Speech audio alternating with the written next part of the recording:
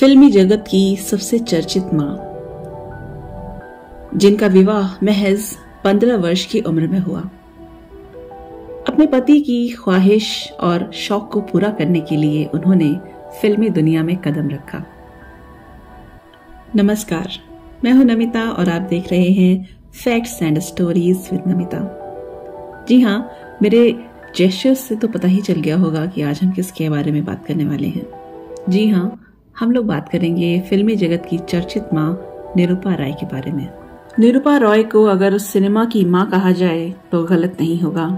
अमिताभ बच्चन भले ही तेजी बच्चन के बेटे हों, लेकिन फिल्मी दुनिया में उनकी मां निरूपा रॉय को ही माना गया। किसी भी अभिनेत्री ने इतनी बार बिग बी के साथ नायिका का किरदार नहीं निभाया होगा जितना निरूपा रॉय ने उनकी मां का किरदार निभाया है। तो आइए जानते हैं निरूपा रॉय के जीवन से जुड़ी हुई कुछ बातों को। 4 जनवरी वर्ष 1931 को एक गुजराती परिवार में जन्मी कोकिला किशोर चंद्र बलसारा की शादी महज 15 वर्ष की उम्र में कमल रॉय से हो गई। उस समय वह स्कूल की छात्रा थीं जब उनके पिता ने उनकी शादी कर दी। वर्ष 1946 में आई रनक देवी नामक गुजराती फिल्म में बतौर हीरोइन अपने करियर की शुरुआत करने के बाद कोकिला किशोर चंद्र बलसारा बन गई निरूपा रॉय।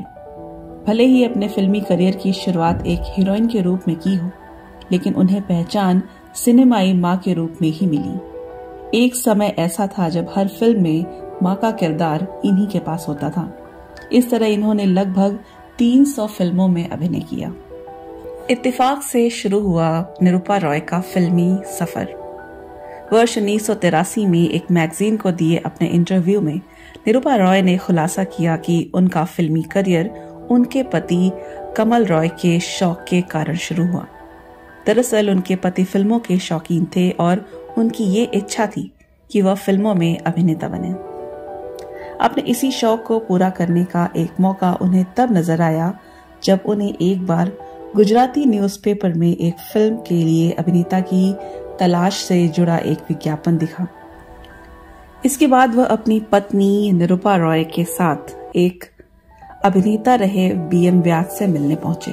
उन्होंने व्यास से एक अभिनेता के रूप में खुद को एक मौका देने की गुजारिश की, लेकिन व्यास ने यह कहकर उन्हें मना कर दिया कि उनकी पर्सनैलिटी अभिनेता बनने के लायक नहीं है। लेकिन इसके साथ ही व्यास ने यह भी कहा कि अगर वे चाहें तो उनकी पत्नी को फिल्मों में काम मिल सकता है। कमल रॉय व्यास की बात तो मान गए और इस तरह कोकिला यानी कि निरूपा रॉय का फिल्मी सफर एक गुजराती फिल्म से शुरू हुआ। फिल्मी पर्दे पर हमेशा एक मां के रूप में नजर आने वाली निरूपा रॉय सुपरमैन का किरदार निभाने वाली पहली एक्ट्रेस थी। निरूपा रॉय ने अमर राज नामक फिल्म से हिंदी सिनेमा में अपना डेब्यू किया।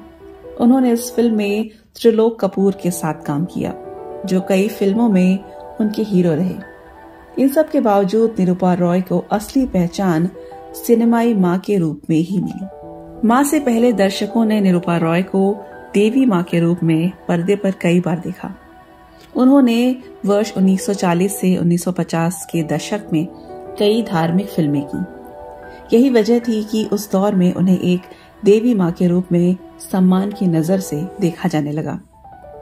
उनकी इसी देवी मां की छवि ने उन्हें फिल्मों में अभिनेताओं की मां के किरदार दिलवाए और सिनेमा की मां के रूप में उनकी एक अलग छवि बनने लगी। निरूपा रॉय ने जितनी बार अमिताभ बच्चन की मां का किरदार निभाया, उतनी बार शायद ही उन्होंने किसी दूसरे अभिनेता की मां का किरदार निभाया होगा। मेरे पास मां है जैसे संवाद में मां के लिए बहस करने वाले शशि कपूर और अमिताभ बच्चन की मां निरूपा रॉय ही थी।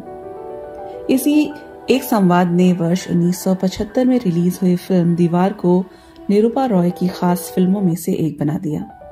इसके बाद तो उन्होंने खून पसीना, मुकद्दर का सिकंदर, अमर अकबर एंथनी, सुहाग, इनकलाब, गिरफ्तार, मर्द और गंगा जमुना सरस्वती जैसी कई फिल्मों में अमिताभ बच्चन की मां का किरदार निभाया और सिनेमाई मां बन गई। अमिताभ और निरूपा रॉय का मां बेटे का रिश्ता सिनेमा के शौकीनों को बेहद पसंद आया। मां बेटे के रूप में निरूपा रॉय और अमिताभ बच्चन की जोड़ी कितनी ज्यादा पसंद की गई, इसकी एक मिसाल है वर्ष 1999 में रिलीज हुई फिल्म लाल बादशाह। अमिताभ बच्चन की दूसरी पारी की इस फिल्म में भी निरूपा रॉय उनकी मां बनी थी और केवल अमिताभ बच्चन ही नहीं, देवानंद और धर्मेंद्र सहित उस दौर के कई और भी बड़े कलाकारों की मां का रोल निरूपा रॉय ने ही निभाया था।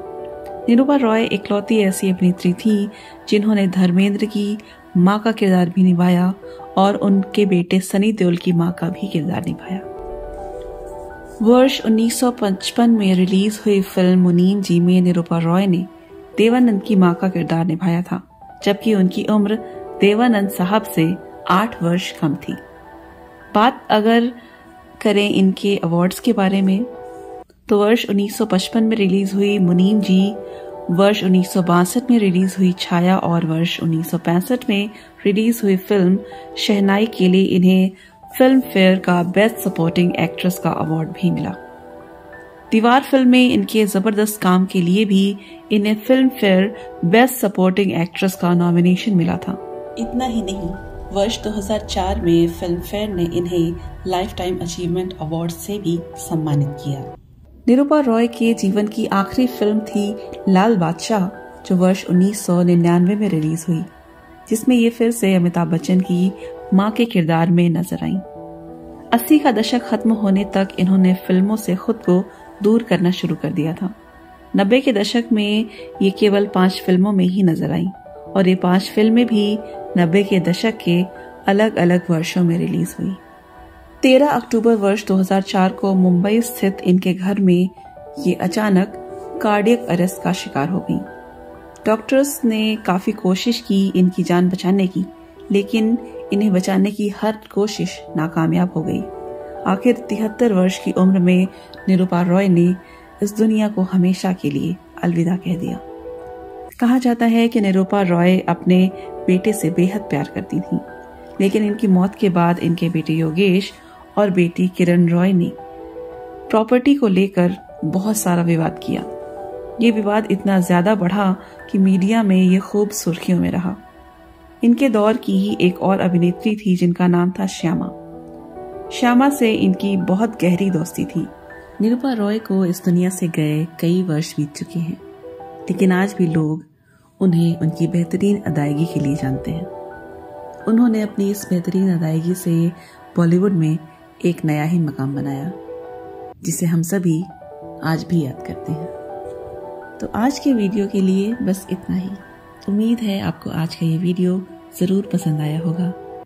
ऐसे ही और वीडियोस और ऐसे ही और जानकारियों के लिए सब्सक्राइब कीजिए facts and stories with Namita. मिलूंगी फिर से आपसे अगली बार कुछ नई बातों और कुछ नई जानकारियों के साथ। तब तक के लिए नमस्कार।